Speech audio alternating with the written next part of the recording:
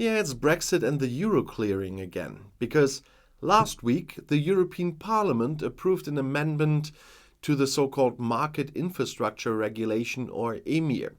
The change stipulates that the clearing of derivatives denominated in euros will in future take place exclusively in the EU.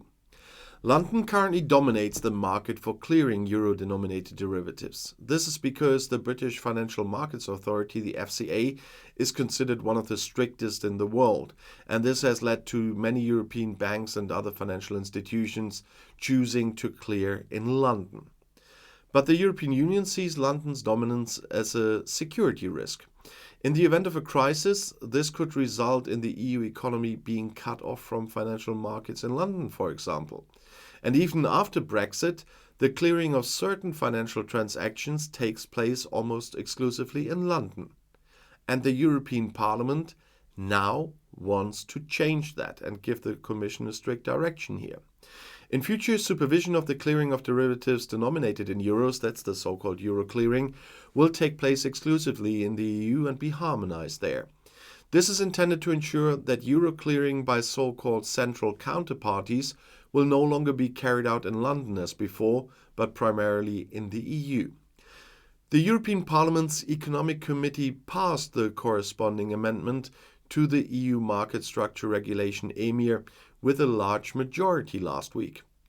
The approval of the parliamentary plenary session, which is still pending, is considered certain.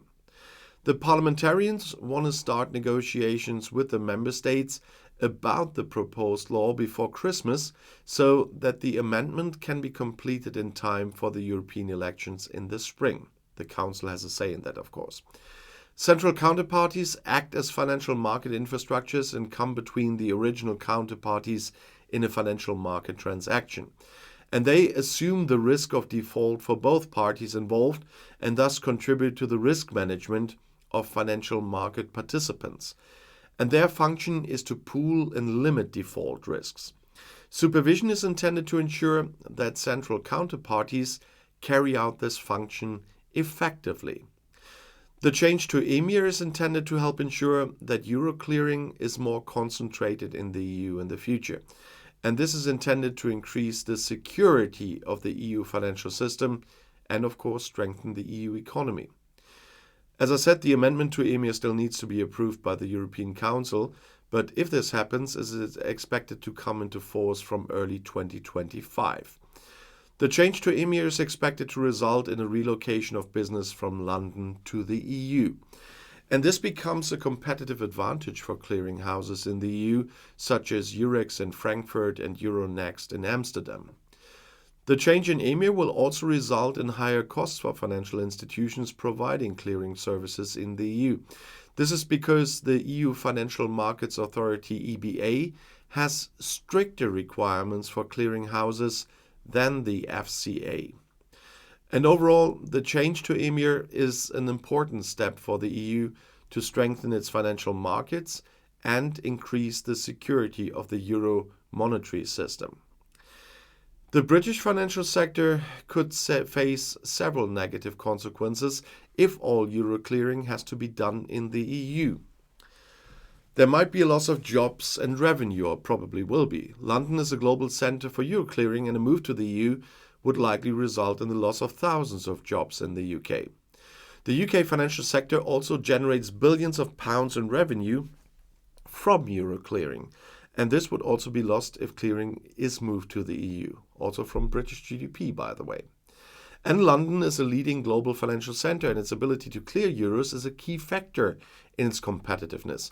If euro clearing is moved to the EU, London would lose a significant competitive advantage. UK businesses that use euro clearing would likely face increased costs if clearing is moved to the EU then. And this is because EU clearing houses are subject to stricter regulation than UK clearing houses, which would drive up costs.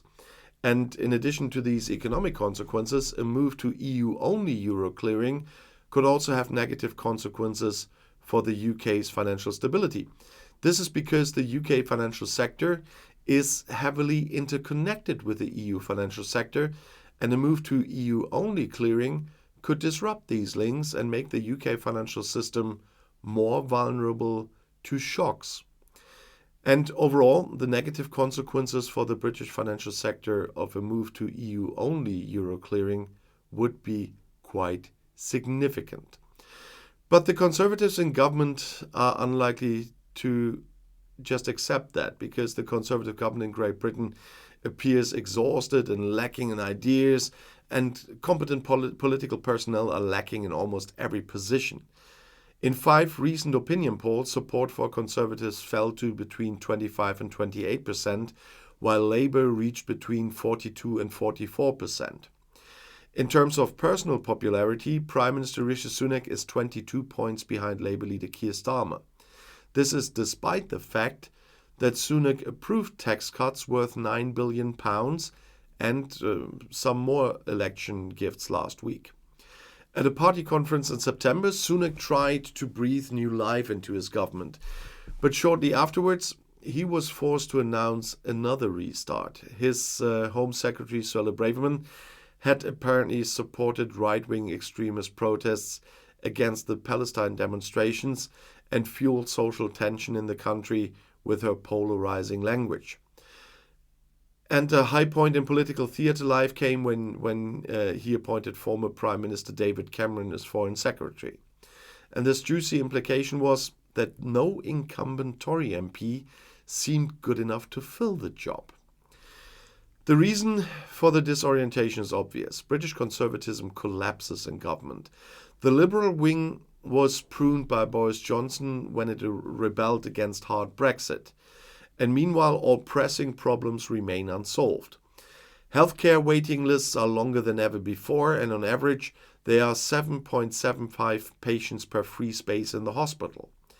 And Cameron had promised to reduce net immigration to below 100,000 at that time. But according to the latest survey, it rose to 750,000 last year and appears to be rising. And in contrast to economic figures, are hardly growing anymore. Conservatism will then spend its final 12 months in office arguing over the vision of Sunak's rivals. Economic liberals want to cut taxes and deregulate the economy. The populists want to deport refugees to Rwanda and cancel the European Convention on Human Rights in order to do so. And the Johnson nostalgics want to spend more on public services and drum up an anti-China foreign policy. The state, wrote the conservative philosopher Michael Oakeshott, is like a ship without a destination, and the captain's job is only to keep it afloat, not to steer it toward utopia. And today, British conservatism is a war zone of utopias, none of which could be implemented without destroying the social fabric. Without 750,000 migrants per year, the economy would come to a standstill. Spending the money needed to take 7.5 million people off hospital waiting lists would increase debt to over 100%. And tax cuts would also bankrupt the Treasury. And Keir Starmer will inherit all of these problems and more.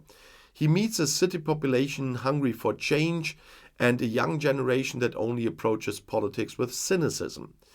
The only advantage he has is that the Labour Party has already ended its own ideological war. The extreme left has excluded itself. The neoliberal wing of the party has been weakened in the era of the Iraq War, and what's left now is something in the middle. And we will see what they will do when it comes to the election. So it's still a long time until there is an election. Everybody expects this in autumn 2024, and almost a year is a long time in politics. But everything points to a change of government at the moment. But Keir Starmer will inherit all those problems that were exacerbated by far by this Tory government. And it's not a job I would want to have at the moment, to be honest. But if you want to see something else, the next video is right in the end screen. I'll see you there. I'll be back.